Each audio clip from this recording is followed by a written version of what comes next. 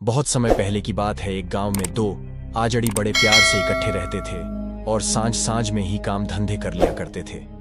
उनमें से एक जब 40 वर्ष का हुआ तो उसकी मृत्यु हो गई, परंतु दूसरा अभी यौवनावस्था में ही था। एक बार उसके घर में एक डायन आ गई। वह डायन रात को उसकी भेड़ें खाकर दिन में छुप जाती थी। छोटा आजड़ी सुबह उठकर देखता है कि भेड़ों की गिनती कम हो रही है। उसे इस बात का पता ही नहीं चल रहा था कि आखिरकार भेड़ें कहाँ जाती हैं। जब भेड़ें खत्म हो गईं, तो वह डायन उस भेड़ों वाले के ही पीछे पड़ गई। वह अब आजड़ी को खाने के लिए तड़प रही थी। आजड़ी उसके आगे दौड़ पड़ा और वह डायन उसका पीछा करते करते एक घने जंगल में से गुजरी। जाते जाते ही उसने एक सुंदर स्त्री का रूप धारण कर लिया। तो रास्ते में आजड़ी और डायन एक राजा से टकरा गए। उस राजा की डोली जा रही थी। राजा ने पूछा, भाई तुम इसके आगे क्यों भागे जा रहे हो? आजड़ी ने कहा, यह मेरी पत्नी बनना चाहती है, परंतु मैं इससे विवाह नहीं कर सकता। यदि आपकी इच्छा है तो आप इससे विवाह कर सकते हो। यह बात सुनकर राजा मान गया। उसने अपनी इच्छा से उस स्त्री को अपनी 7वीं पत्नी बना लिया। इस प्रकार आजड़ी ने बड़ी कठिनता से उस डायन से छुटकारा प्राप्त कर लिया और अपनी जान बचाकर सकुशल घर को वापस आ गया। राजा जब अपनी नगरी में वापस लौटा तो अपनी 7वीं रानी को सबसे ज्यादा प्यार करने लगा, परंतु वह रानी डायन बनकर रात को राजा के हाथी घोड़े खा जाया करती थी और राजा को इस बात की भनक तक न पड़ी। जब वह ऐसे ही खाती रही तो हाथी घोड़ों की मात्रा कम हो गई। एक दिन उस डायन ने बाकी रानियों के मुंह पर खून लगा दिया। जब सुबह उठकर राजा ने यह देखा तो वह अत्यंत क्रोधित हो उठा। 7वीं रानी ने राजा को उन सब के प्रति खूब भड़काया और राजा ने रानियों को बुलाकर उनको कुएं में गिरवा दिया।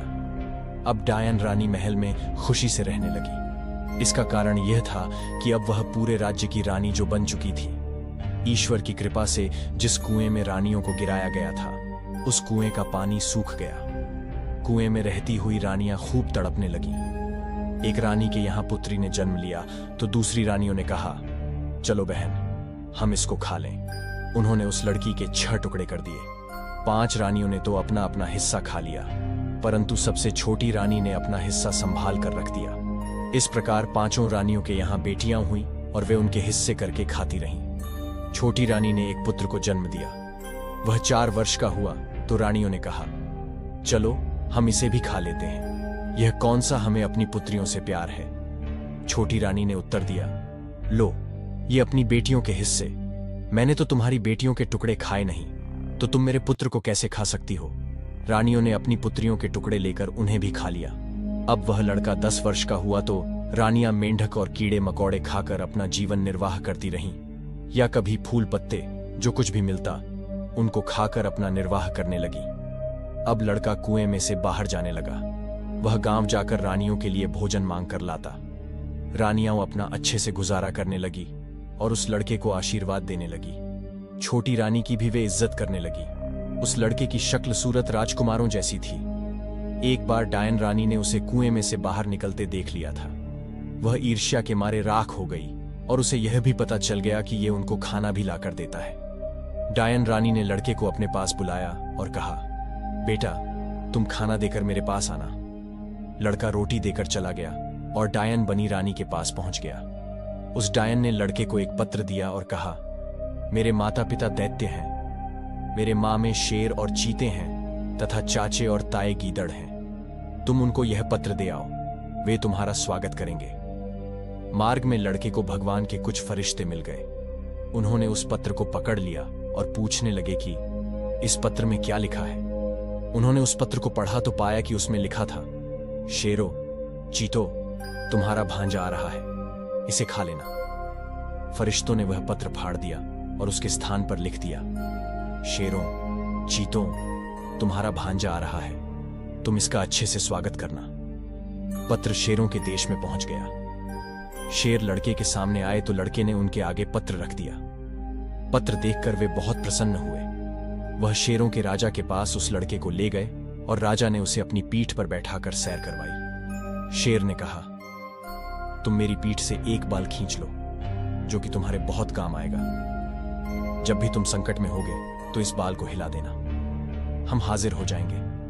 अब तुम आगे जाओ, जिससे मिलना है उनसे मिलाओ। अब लड़का दैत्यों के देश में जा पहुंचा और वे भी उसे खाने के लिए आगे बढ़े।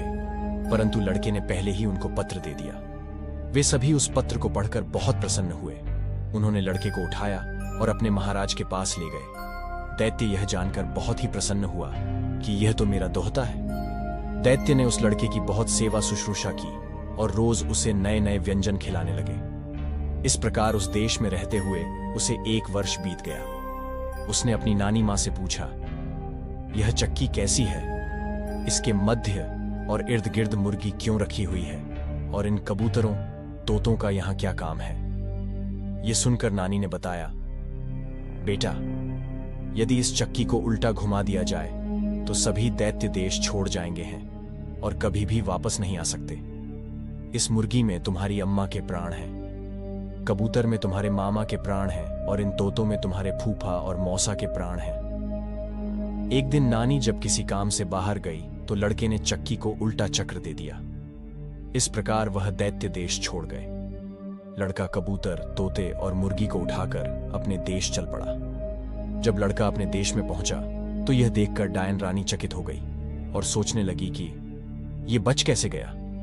डायन यह देखकर उसे खाने के लिए जब आगे आने लगी तो उसने मुर्गी की टांगें तोड़ दी और इसके साथ ही डायन की टांगें भी टूट गईं। इस कारण अब वह चल नहीं पा रही थी। जब वह किसी सहारे से उस लड़के के पास आने लगी तो लड़के ने उसका गला दबा दिया।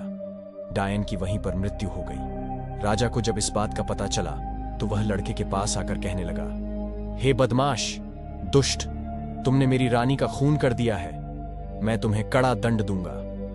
यह सुनकर लड़के ने डरते हुए कहा, महाराज, मैंने तो तुम्हारी रानी का स्पर्श भी नहीं किया, मैंने तो इस मुर्गी को ही मारा है, आप चाहे तो देख लो। राजा क्रोधित होकर आगे आया तो लड़के ने हिम्मत करते हुए बड़े निडर भाव से कहा, महाराज, आप अकेले मेरा कुछ नहीं बिगाड़ पाएंगे। लड़के ने राजा को बहुत समझाने का प्रयत्न किया और कहा कि आप शांत होकर मेरी बात सुनिए, परंतु राजा पहले से भी ज्यादा भड़क गया और उसने अपनी सेना को बुला लिया। लड़के ने उसी समय उस शेर राजा का बाल अपनी जेब से निकाला और उसे जोर जोर से हिलाना आरंभ कर दिया। इस कारण जंगल के सभी प्रकार के शेर और चीते राजा की सेना पर टूट पड़े। अब राजा लड़के के चरणों में गिर पड़ा और मुझे बचा लो, मुझे बचा लो कहकर त्राहिमाम करने लग गया। लड़के ने उसे खड़ा किया और कहा, मैं तो तुम्हारा ही पुत्र हूं, परंतु आपने मेरी बात सुनने से इनकार कर दिया था। लड़के ने एक इशारा किया तो सभी शेर और चीते अदृश्य हो गए। फिर लड़के ने राजा को बताया कि यह आपकी 7वीं रानी वास्तव में एक डायन थी। अच्छा हुआ उसकी मृत्यु हो गई। आपकी शेष सभी रानियां कुएं में जीवित हैं, उन्हें जाकर निकलवा लीजिए। नौकर रानियों को डोली में बिठाकर राजमहल लेकर आए। इसके उपरांत राजा ने अपना राज्य अपने पुत्र के नाम कर दिया और स्वयं भगवान की भक्ति में लीन हो गया। आपको इसी तरह की कहानी पसंद आती है तो चैनल को सब्सक्राइब करें।